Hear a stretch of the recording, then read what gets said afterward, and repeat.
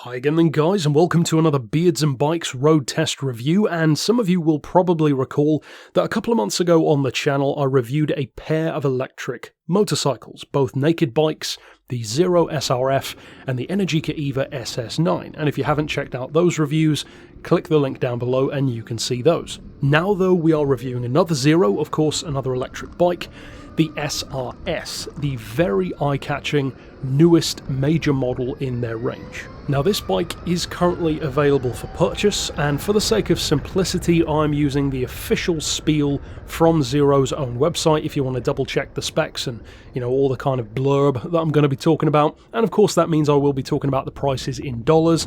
There's no point in me giving a conversion for you because USD to GBP changes every day, as many of you know, so do your local conversion as and when necessary, but I will be talking about some prices of course in this review. Now, as far as how this bike differs from in particular the SRF, that's an interesting point, because one of my favourite things about this motorcycle is, for all of the ways in which it's different, it's actually also very similar.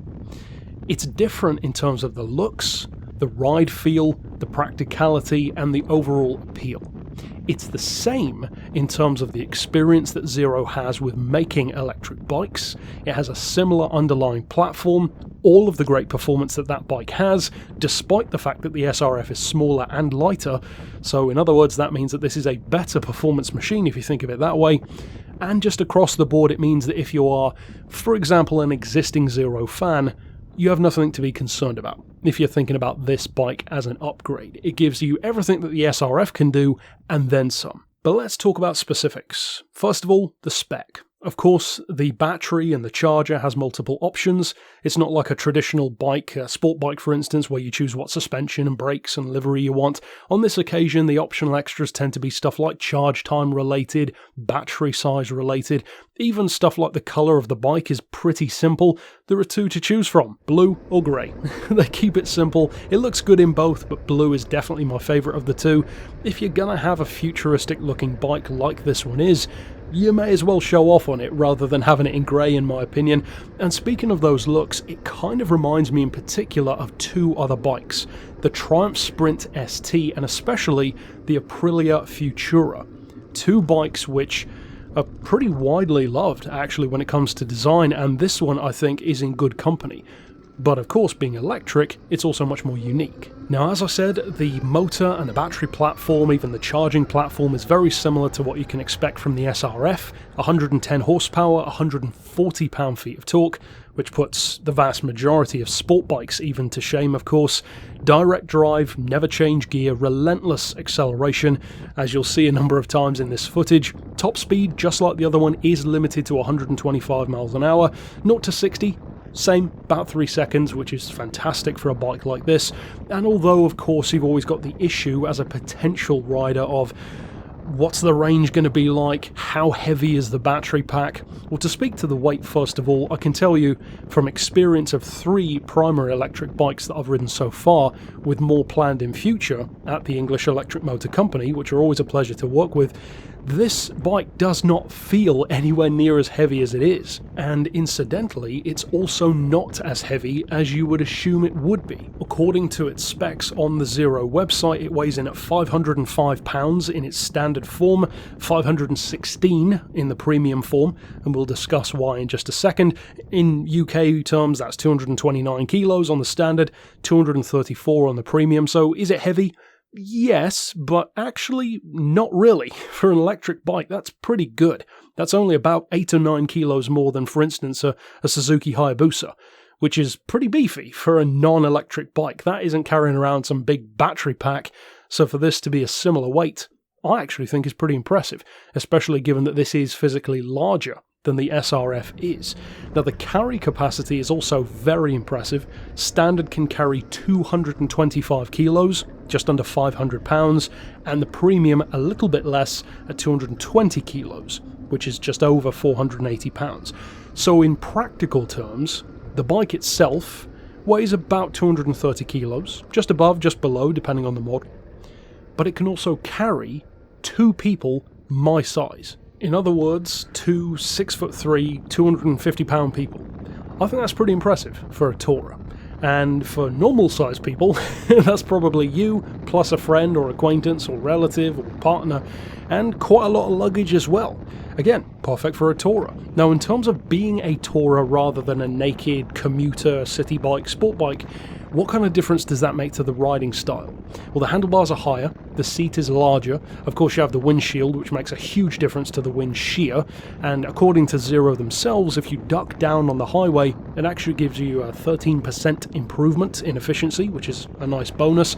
Curiously, when it comes to the design, you'll probably notice that the wing mirrors are actually lower than the handlebars instead of above them, which seems like a weird choice initially, but it actually works really nicely. Instead of seeing your own arms in the mirrors, you can just see everything behind you. I actually really like it, and I kind of wish more bikes would do it this way. But what then about the batteries? Because of course with an electric bike, or an electric car even, you can have range anxiety. It can add a lot to the ticket price. In most cases it does add a premium because the technology is still relatively new, let's be honest, because there aren't a huge amount of people doing it. Well, the base price on this one for the standard model, no additional, charging or battery capacity, anything like that, is $20,000. And of course there's no point in me giving you the exchange rate, as I said, because it changes all the time, so you can Google that if you want to, or just talk to EEMC about their prices. So $19,995 is the base price. That's already competitive. It's similar territory to, for instance, the Ego, the EVA, and Zero's own SRF. However, the biggest change does occur when you start to upgrade, because of course when you make it the premium model, which has the 6 kilowatt instead of 3 kilowatt charging, which in other words makes the difference of 1 hour to get 95% battery instead of the longest possible time that this bike will take, which is the standard with a 3 kilowatt charger, just using a regular wall plug, no fast charging. That takes 8.5 hours to fully charge. That's worst case scenario. The premium model, on the other hand, with the faster charging, takes 1 hour to get 95% of its battery. So it does make a difference. And of course you are paying quite a lot more to have those kind of advantages.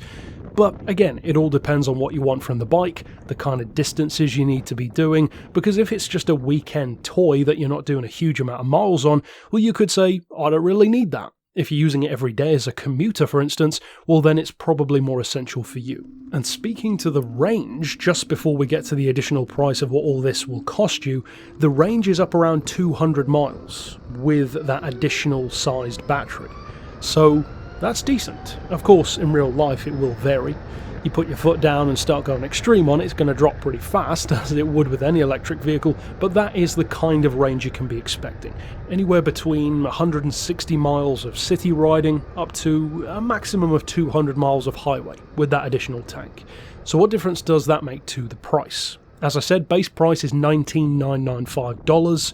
Premium already jumps to $21,995.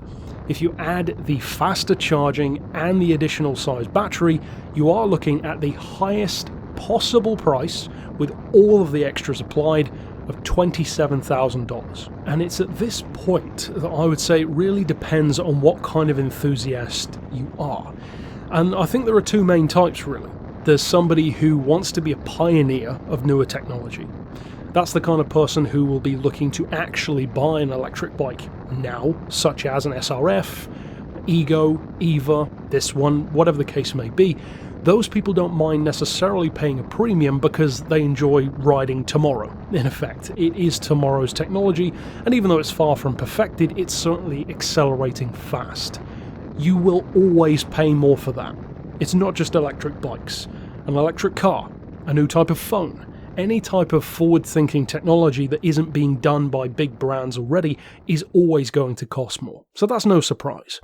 The second group of people, which I myself might be more inclined to be in, is those who really admire the technology, but are very curious to see what will happen in maybe 5 years to 10 years. Because it wouldn't surprise me in the slightest if, for instance, 10 years from now, prices have dropped by $5,000 to maybe $7,000 on a brand new electric bike. Because the simple thing is, as the technology advances, range will be better, batteries will be lighter, and they'll actually allow these bikes to achieve more of what you could argue they're already capable of. There's no issue with the motors. The motors are fantastic, the performance is great, it's always the batteries holding these various bikes back. And it is improving all the time, of course, but batteries are still heavy, they're still the primary component when it comes to warranties and all that kind of stuff, and they are also what holds them back in terms of charge times and range. That is just a fact, and it doesn't matter who you go to, that's always going to be an issue currently on the market. 5 to 10 years from now, who knows where it will be. So for me, I would say the SRS is a fantastic addition, actually, to their lineup. It makes a lot of sense as well, because apparently the motors that they're using in both this and the SRF are not actually realizing their full performance potential yet.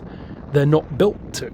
So there is more potential in terms of performance for the future of Zero bikes, and I find that pretty exciting because these bikes are very quick, but they could be even quicker, and in the future I'm very curious to see where they go with that. For the moment, I think that the SRS was a very smart choice on the part of Zero, because they're not trying to take on the Energica ego at its own game. Instead, they're slicing out their own new piece of the market, a fully fared tourer. Not a full-on sport bike, but not a naked city bike or commuter either, something in between. And I think that it's cool that between these two manufacturers, you've currently kind of got something for everything. Cruiser, naked bike, or full-on sport bike. Overall, of course, it depends on what your riding style is and what your needs from the vehicle are, but overall, between this and Energica, I think there's a lot to offer already on the market, even without other big players coming on the scene down the line. But overall, that's it for my thoughts on the Zero SRS. Of course, I'm looking forward to doing more reviews with the English electric motor company in the future. If you are based in the UK and want to book an appointment to ride one, then I would urge you to do that. Click on the link below to check out their website, and as I said, be sure to check out my reviews for the other two bikes on the channel as well, and stick around for more in future. And as I said, within the next couple of months, I'm hoping to be paying them another visit to ride an Energica Ego. But until next time, I'll see you then, and for now, as always, thanks for watching.